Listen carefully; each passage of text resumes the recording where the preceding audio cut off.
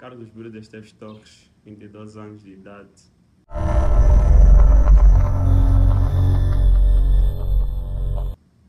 Estou na Universidade Agostinho Neto, na Faculdade de Economia.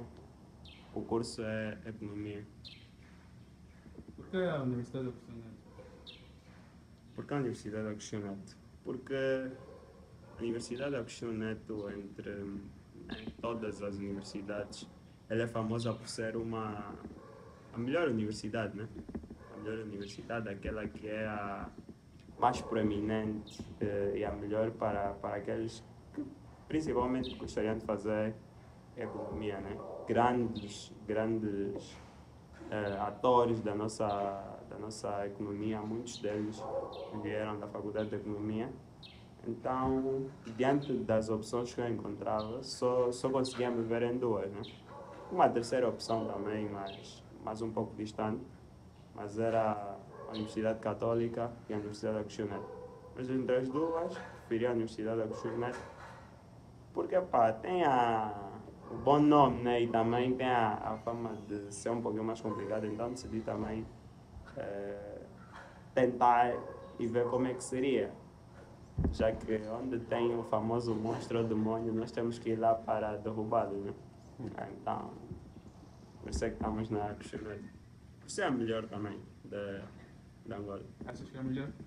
É a melhor, é a melhor. Podemos não ser a melhor em termos de condições físicas, né, materiais, de cadeiras, de estrutura, mas em termos de professores acaba sendo a melhor, porque quase todas as outras universidades acabam tirando os professores da Universidade Agostinho Neto para as suas universidades. Então eles acabam sendo até professores primeiro na Universidade Agostinho Neto para conseguirem fomentar o seu nome, para conseguirem ir para as outras universidades. Então é como se eles dão aula nas outras universidades, mas a universidade de mãe, aquilo onde eles mais ficam é a Universidade Agostinho Neto. Então, até as universidades que são muito famosas por serem muito boas, como ISPTEC agora, ISAF, Católica, não tanto a Católica, mas principalmente ISAF e ISPTEC, muitos professores são professores que começaram na Agostinho Neto e muitos deles estudaram lá. Então, ainda acredito que do ponto de vista técnico estejamos um pouco acima dos demais, mas do ponto de vista material talvez não. E por que economia? Epá, desde quando eu tinha assim, uns 10, 11 anos, sempre tentei perceber porque é que uns países são ricos e outros não. Essa coisa sempre me intrigou muito, porque eu olhava, tipo, porque é que os Estados Unidos é rico e nós não, né? Porque é que eles conseguem ter aqueles brinquedos que apareciam Hot Wheels e não sei o quê, e nós não, e parecia muito próximo para eles, tipo uma coisa normal. E para nós não, era um luxo. Então sempre eu me questionava, mas por que é que isso acontece? Por que é que né, o que é isso que chamam de crescimento econômico e não sei o quê. E já por volta da nona classe já tinha esse interesse por tentar perceber, já bem fundamentado para tentar perceber isso. A princípio quis fazer contabilidade e gestão para depois fazer economia, não consegui.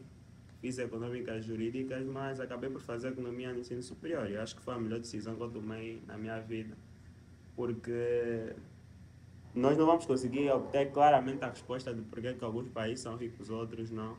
Mas é uma procura incessante, então ela não acaba. Procurar saber porquê que nós somos ricos e outros não acaba.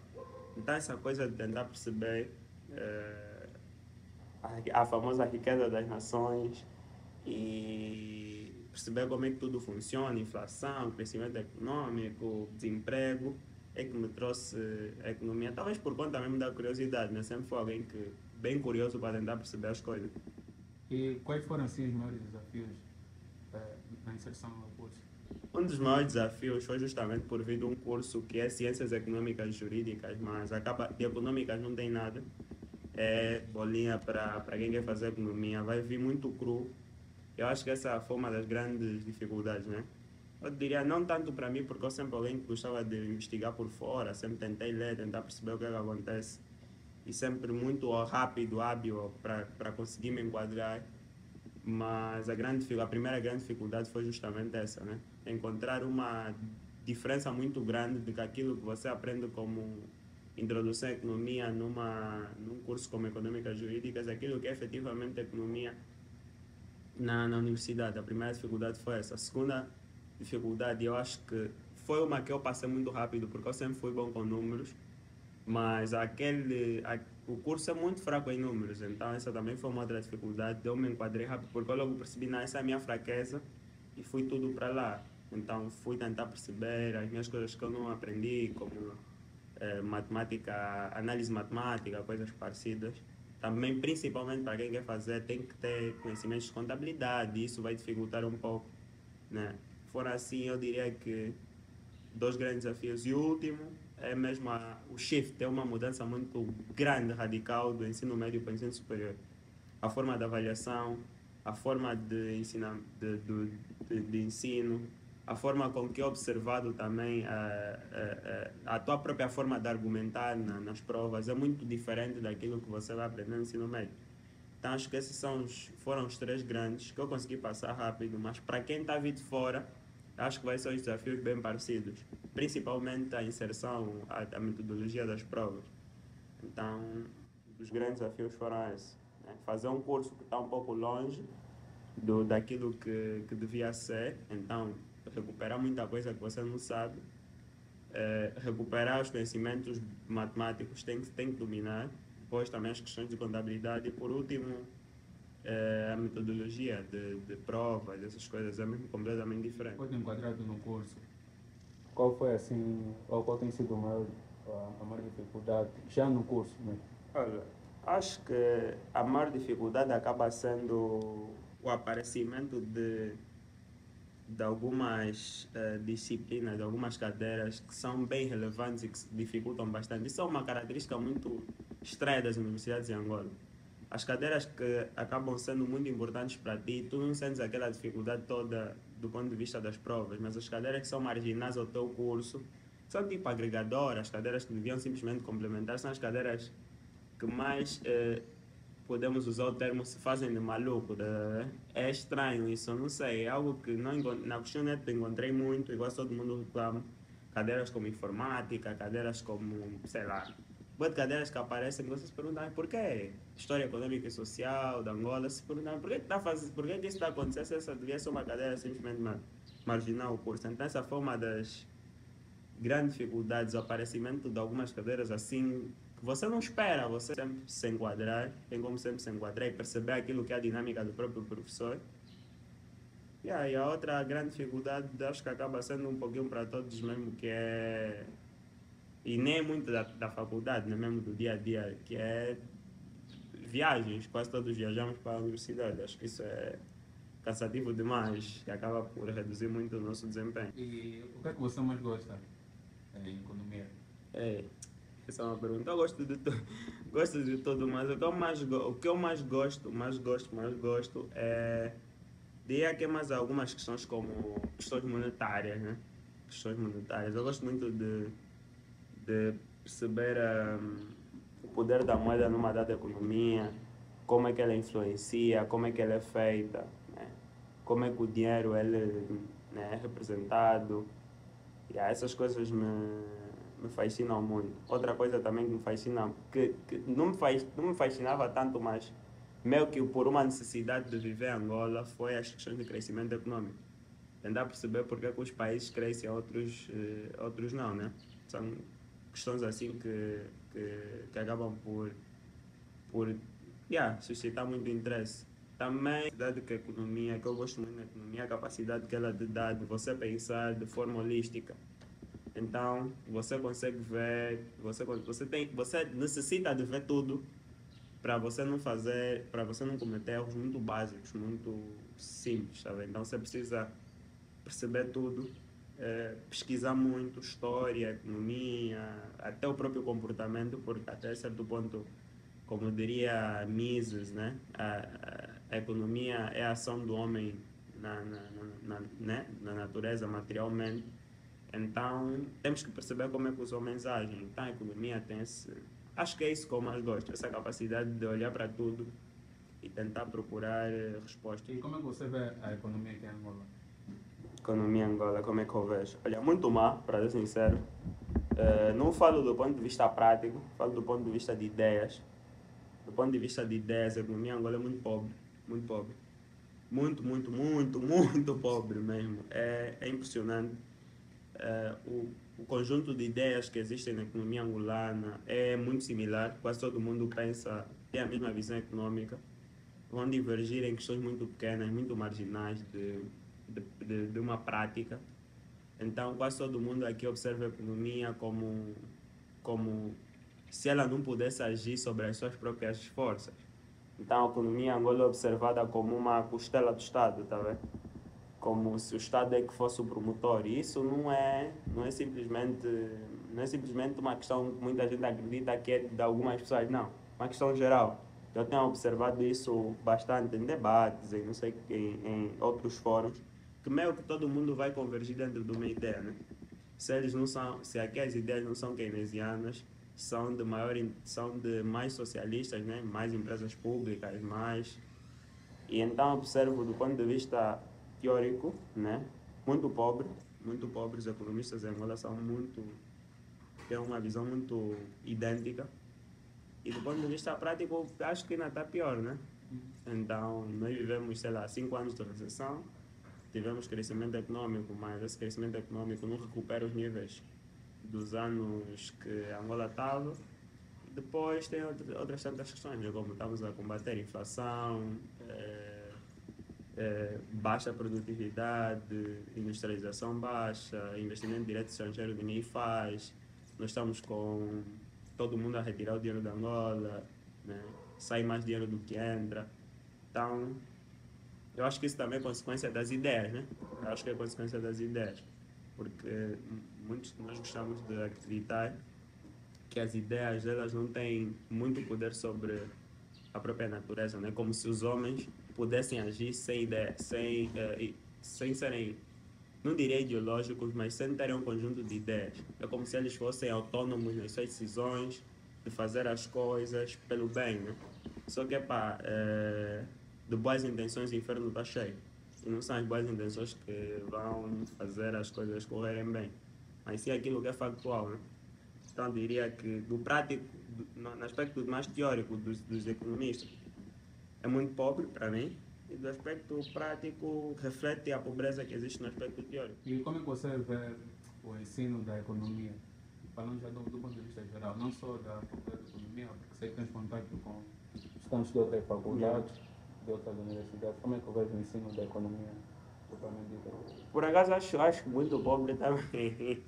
Por acaso acho muito pobre também, porque os professores que acabam por dar as disciplinas, né, são os mesmos professores que são os promotores, que eles também estudaram, e são os promotores da atividade econômica em Angola, né? São eles que ditam as regras da economia em Angola. Então eu diria que o ensino, ele, para mim, não devia ser feito da forma que é, e não devia ser tão fechado como é. A economia ela tá a caminhar, né, em níveis cada vez mais rápidos, e nós em Angola não estamos a caminhar nesse mesmo ritmo. Tudo bem que existem várias coisas que elas são essenciais para você conseguir criar o pensamento, perceber de onde as ideias vieram, porque tem ideias que não são utilizadas hoje, mas você precisa percebê-las, né? E muitas vezes os alunos não percebem porque que eles têm que aprender aquilo. Então já é uma falha do professor em não fazer entender que, olha, para você poder chegar num contexto, você precisa perceber aquilo que o antecede. E o que acontece muito aqui é isso, os professores não são capazes de ensinar a economia de uma forma com que os alunos vão se sentir bastante agregados naquilo que é o seu estudo. Sem falar de muitos de nós não perceber a real função da economia, né? Que nós achamos que a economia é como se fosse bem matematizada, como se fosse algo que fosse, né? Como diria, não houvesse divergência, aquilo é aquilo. Então as pessoas não te trazem também outros contextos. E acho que essa é uma das grandes debilidades. Não te mostram que existem outras coisas para além daquilo que ele está tentando te passar. Para além daquilo que os próprios livros oferecem. Então, também tem essa dificuldade. As pessoas dão simplesmente livros didáticos. Os livros didáticos, eles são bons justamente por eles serem didáticos, né? Vão te introduzir, vão te mostrar como é que aquilo é feito. Mas é muito bom os professores também incentivarem os alunos a pesquisar fonte. Porque um livro didático é o entendimento que eu tive sobre o leitor, sobre o autor principal. Então, você vai no livro de economia, vai encontrar, sei lá, Milton Friedman. Vão falar da teoria quantitativa da moeda e tal, tal, tal. Vamos fazer um resumo. Mas, efetivamente, quem escreveu aquilo não foi o Menck, ou não foi o Samuelson, não foi o Sandoval, não foi tantos outros, né? Mas foi o Milton Friedman.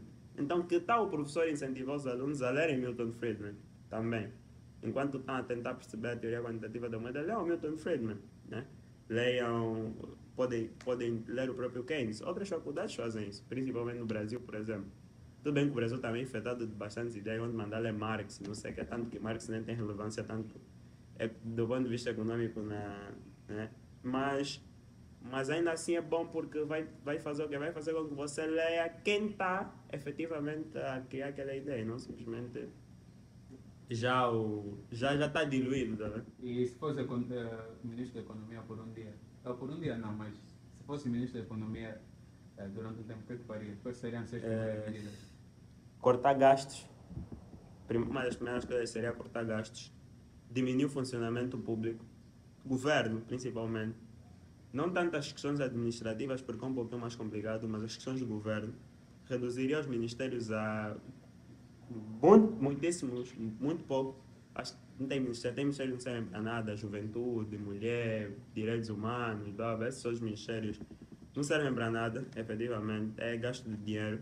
Porque para você ter desporto, você não precisa de um ministério. Não faz sentido. Para você ter juventude a fazer as coisas, você não precisa de um ministério. Então, aqui acredita-se muito nessa coisa de que para fazer uma coisa precisa estar institucionalizado, precisa ter lei.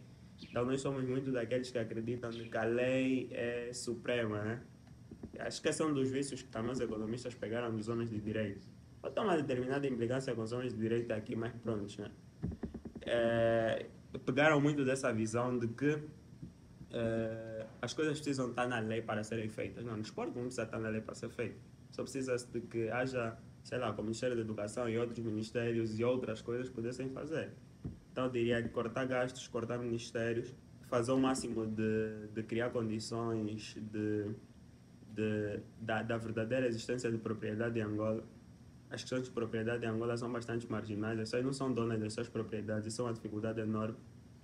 E porque isso é que vai acabar por gerar a capacidade de gerar crédito numa determinada economia. E, por último, tentar também controlar as questões de investimentos, né? Não tanto que eu é que vou fazer o investimento, mas criar essas condições e baixar impostos. Baixar impostos. Como é que te vês daqui a 5 anos? Epa! Daqui a 5 anos. Daqui a 5 anos me vejo, do ponto de vista profissional, me vejo a trabalhar, né? Num sítio que seja muito bom. Eu acredito que consigo atingir bons níveis, acredito nas minhas capacidades, então não quero mirar para baixo. Até porque eu tenho aquela ideia, você deve mirar o mais alto possível. Quando você falha pelo menos um pouco abaixo do mais alto, porque se você mira abaixo, vai falhar mais baixo ainda. Então acredito que vou estar num local de trabalho muito bom, muito bom. Por acaso pretendo construir uma carreira no privado, público, sei lá, talvez para vir dar aulas, no futuro, mas trabalhar, escrever também, gostaria também de começar a escrever mais artigos de opiniões, continuar com o projeto da Simétrico, né? Continuar a trazer essas ideias, a trazer pessoas. Também tem o objetivo de criar comunidades acadêmicas e profissionais muito engajadas em mudar, trazer soluções, né? Trazer soluções, porque eu acho que é por meio da inovação e da capacidade de inovar que vamos conseguir trazer soluções. Então digo que me vejo bem. Quais são os outros gostos além da economia? Só citando.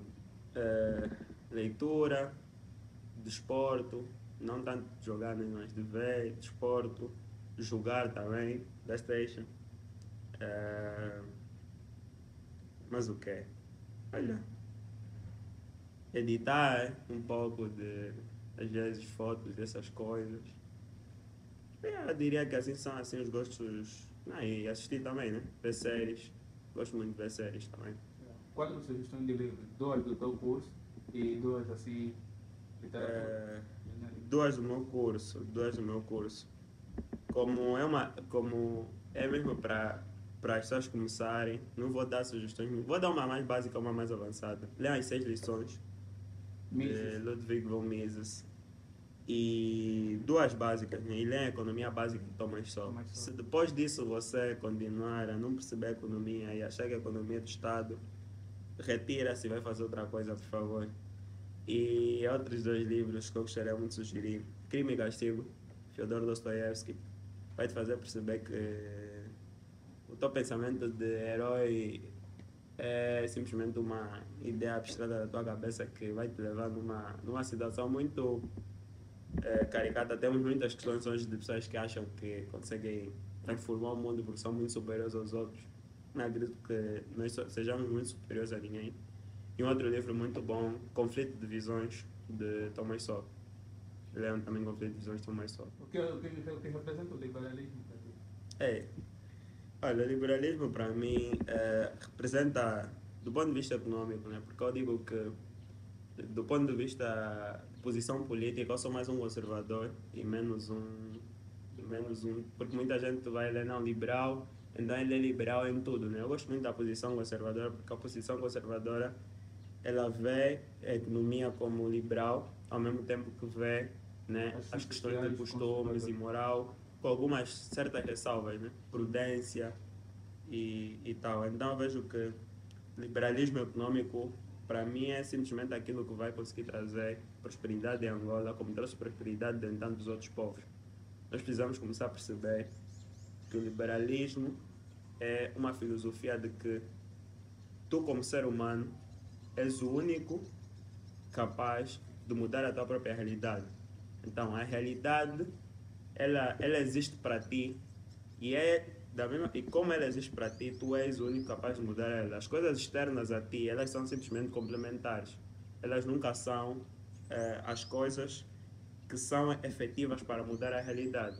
Então, não é por via de alguém que seja externo, porque também o liberalismo acredita não só no indivíduo, mas também nas questões de família, não alguém que seja externo, como um ente abstrato, como o Estado, que vai trazer essa subida na tua vida, mas a capacidade de que tu tens de olhar para a tua vida e dizer, não, eu sou o agente da minha vida. Então, tu tens uma dada situação e tu és aquele capaz de mudar aquela situação.